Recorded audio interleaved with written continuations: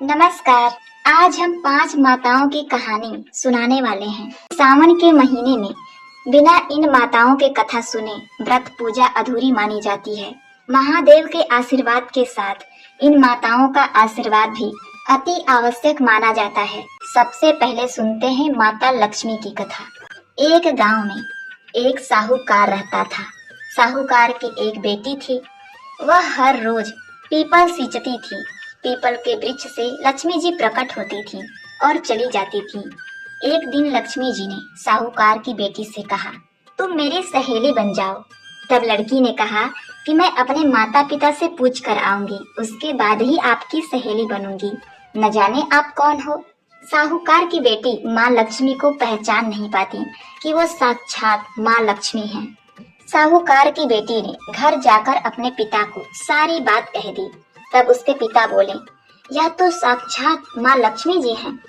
अपने को और क्या चाहिए, तू लक्ष्मी जी की सहेली बन जा। दूसरे दिन वह लड़की फिर उस पीपल के वृक्ष के पास जाती है और उसमें जल चढ़ाने लगती है, पूजा पाठ करने लगती है। तब लक्ष्मी जी पीपल के पेड़ से निकलकर बाहर आई और उन्होंने कहा, अब तो मेरी सहेली बन जाओ। क्या तुमने अपने पिता से बात की हमारे बारे में? इसके बाद साहूकार की लड़की ने कहा, हाँ, पिताजी ने कहा है कि तुम माँ लक्ष्मी हो। माता लक्ष्मी और वो साहूकार की लड़की दोनों सहेली बन जाती हैं। अब नित्य प्रति पीपल के पास जाती, उनको जल चढ़ाती और लक्ष्मी जी प्रकट होती और दोनों घंटों मिलकर बातचीत किया करते, एक दूसरे का हाल चाल जानते। इसके बाद वह लड़की अपने घर को लौट आती।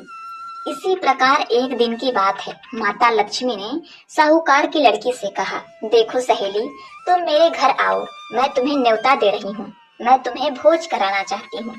वह नादान लड़की माता लक्ष्मी से कहती है, देखो सहेली, मैं अपने पिताजी से पूछ कर आऊंगी, तभी तुम्हारे घर कुछ खाऊंगी। इसके बाद साहूकार की लड़की घर आती है और अपने पिताजी से कहती है, पिताजी, माता लक्ष्मी जो मेरी सहेली है, उन्होंने अपने घर पर मुझे खाने को न्योता दिया है, क्या मैं जा सकती हूँ? साहूकार ने कहा, बेटा, यह तो सौभाग्य की बात है। तुझे साक्षात लक्ष्मी जी पूछ रही हैं और हमें तो उनके दर्शन तक नहीं होते। तू जा सकती है बेटा, तू इतनी भोली है, इतनी कम उम्र में तुझे माँ लक्ष्मी ने दर्शन दिया है। यह सुनने के बाद वह लड़की माता लक्ष्मी के पास उस पीपल वृक्ष के पास जाती है। तब माता लक्ष्मी ने उसे 75 प्रकार का भोज खिलाया, उसे सोने के चौकी पर बैठाया, साल दुसाला दिया, उसका खूब सेवा सत्कार किया। लड़की जब भोजन इत्यादि कर लेती है तब वह जाने लगती है।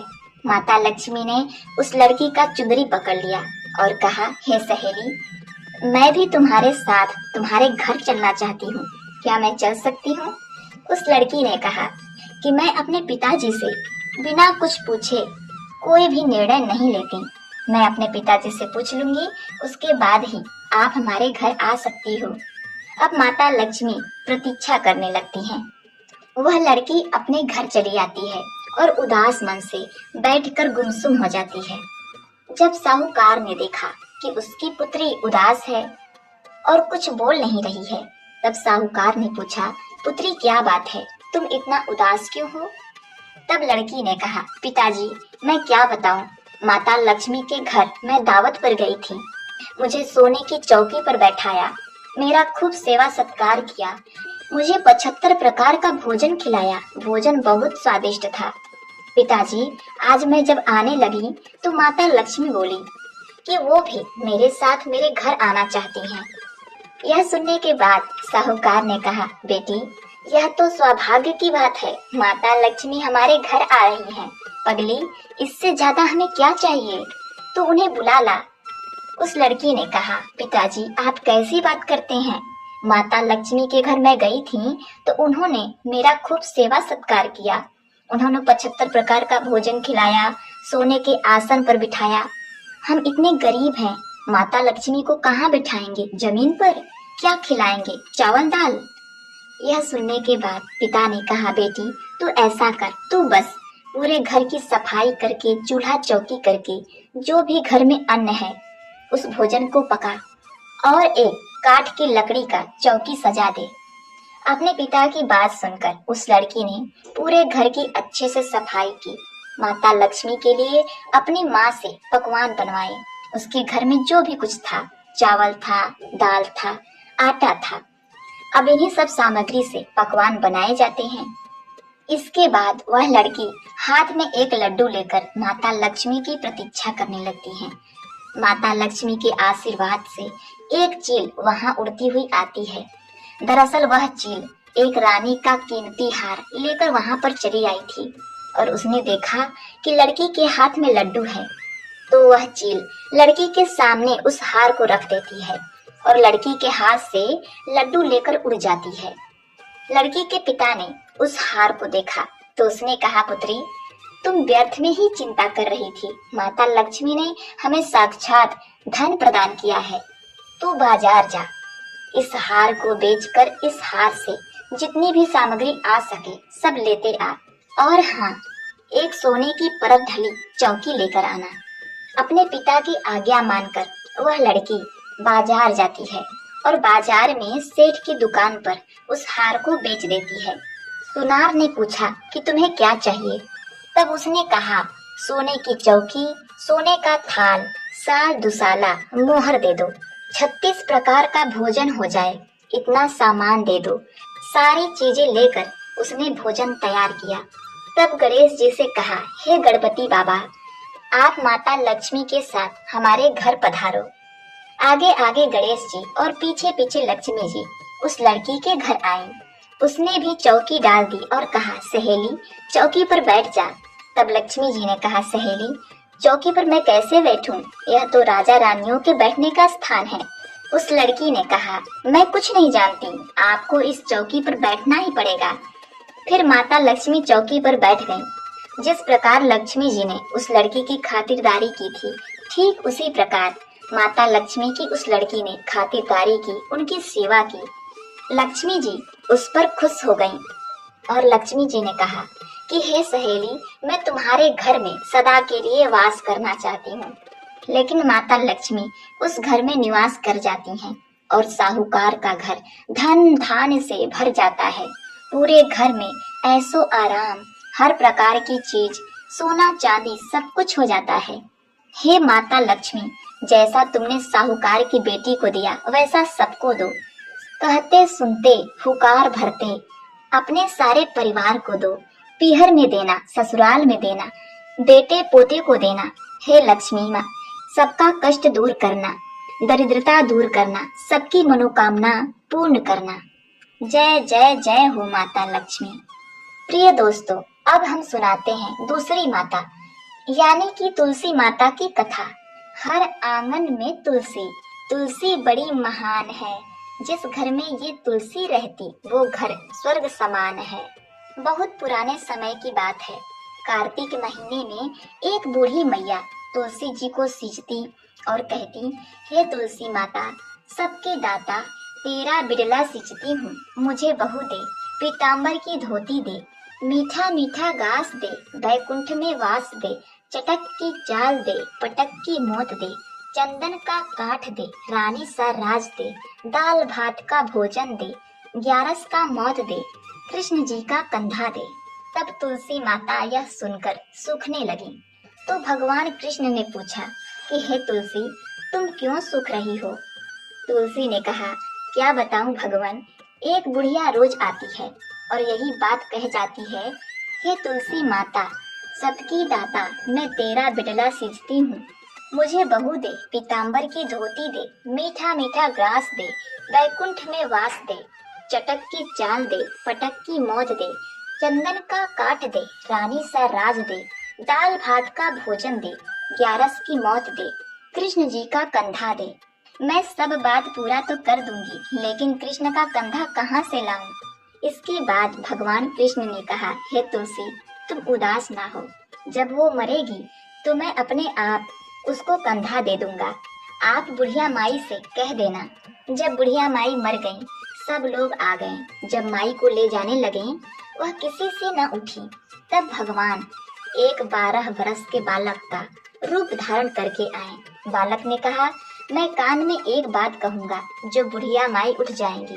कान में कहा, बुढ़िया माई मन की निकाल दे, पीताम्बर की धोती ले, मीठा मीठा ग्रास ले, बैकुंठा का वास ले, चटक की चाल ले, पटक की मौत ले, कृष्ण जी का कंधा ले।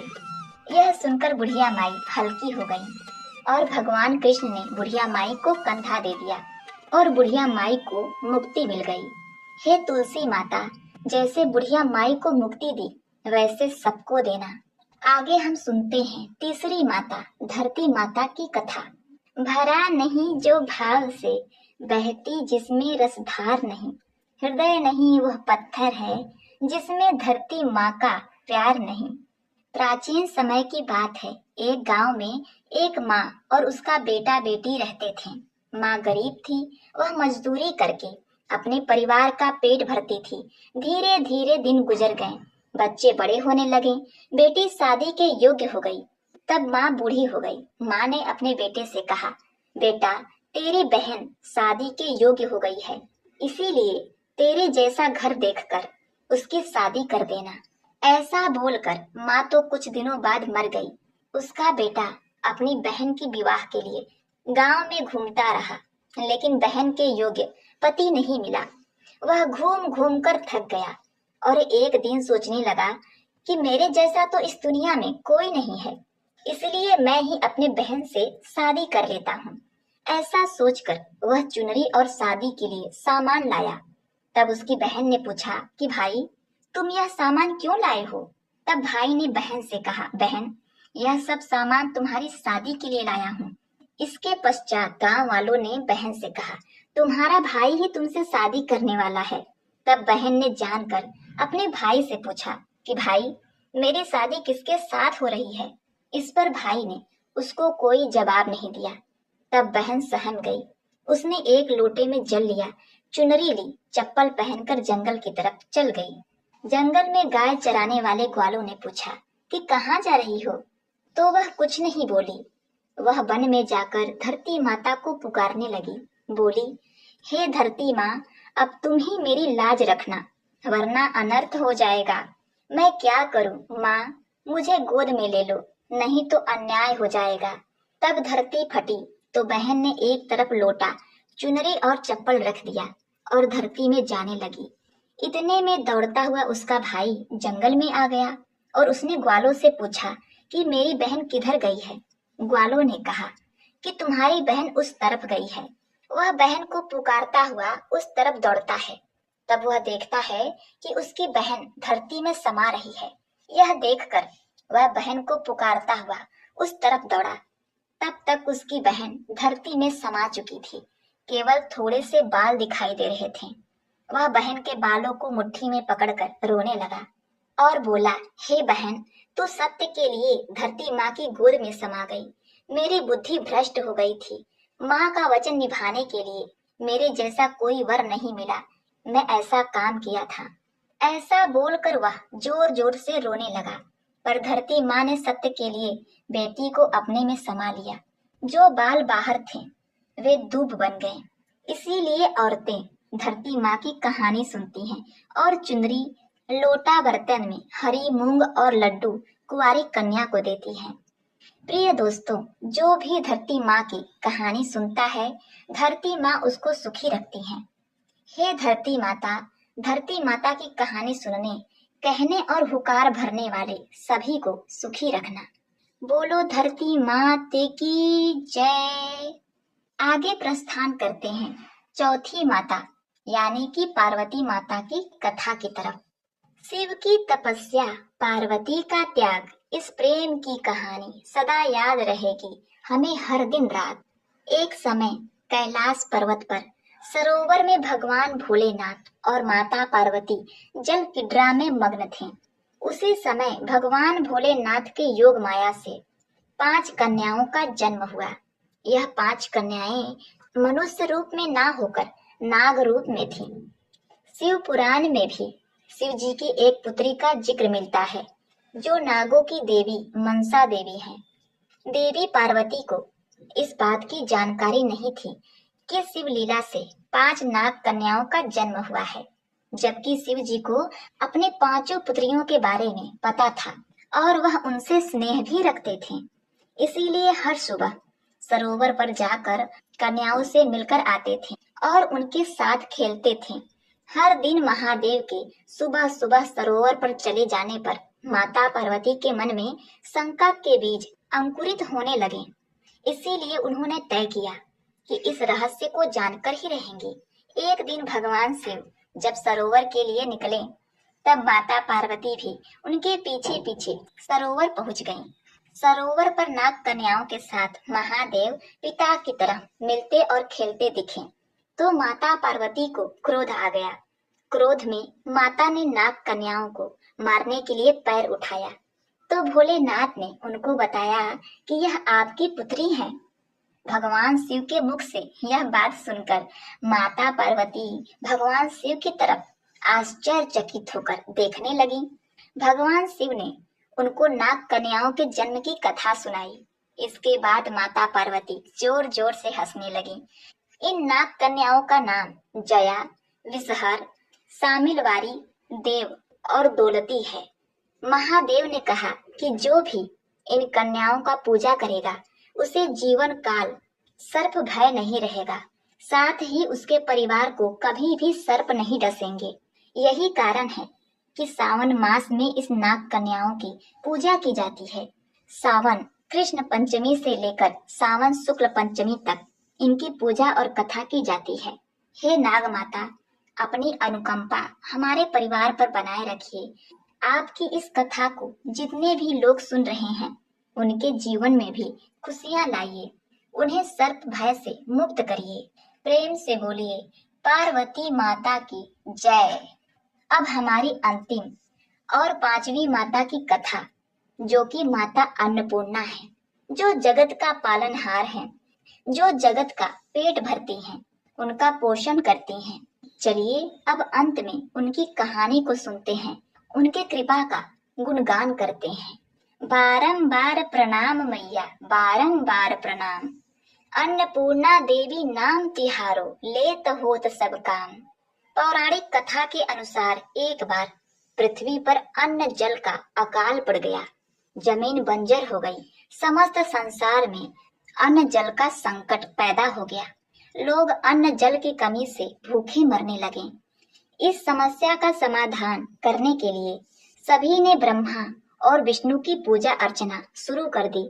हर जगह त्राही त्राही देखकर ऋषियों ने भी ब्रह्मालोक और बैकुंठ धाम में जाकर इस परेशानी का हल जानना चाहा। तमाम प्रयासों के बाद भी जब हल नहीं निकला तो सभी देवी देवता शिव की शरण में पहुंचे। समस्या के निवारण के लिए महादेव मां पार्वती के साथ पृथ्वी लोक पर भ्रमण करने निकले। भगवान शिव ने पृथ्वी वासियों के लिए भिक्षुक का रूप धारण किया और माता पार्वती मां अन्नपूर्णा के रूप में पृथ्वी पर वाराणसी की काशी में जा बसी।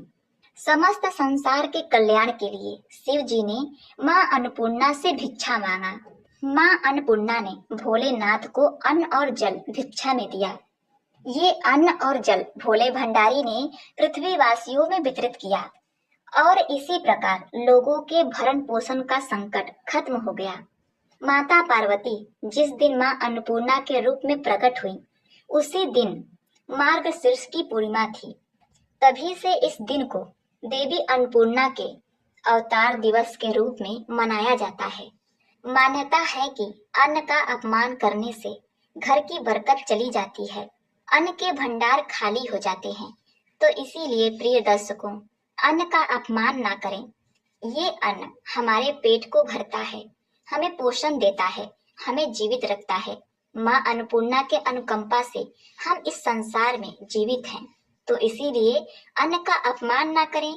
तो प्रिय दोस्तों, इसी प्रकार आप सभी पर मां अन्नपूर्णा की अनुकंपा बनी रहे। तो दोस्तों, उम्मीद करती हूँ आपको पांचों माताओं की कथा जरूर पसंद आई होगी और आप इन 5 माताओं की कथा को ध्यान से सुने होंगे। आप इसी प्रकार से हर रोज नित्य प्रति 5 माताओं की कथा को सुनिए और पूजन पाठ कीजिए, क्योंकि लक्ष्मी माँ हमें धन संपत्ति देती हैं और धरती माँ के ऊपर हम चलते हैं फिरते हैं, वो हमारा बोझ उठाती हैं। कितनी करुणामयी है। और हमारी तुलसी माँ जो कि हमारे घर में बरकत लाती हैं, सुख शांति प्रदान करती हैं। और पार्वती मैया के तो कहने ही क्या है, वो तो जगत जननी है, माँ अम्बे हैं। नित्य प्रति हम पर दया बनाए रखती हैं और हमारी अन्नपूर्णा माता हमें अन्न धन से परिपूर्ण करती हैं।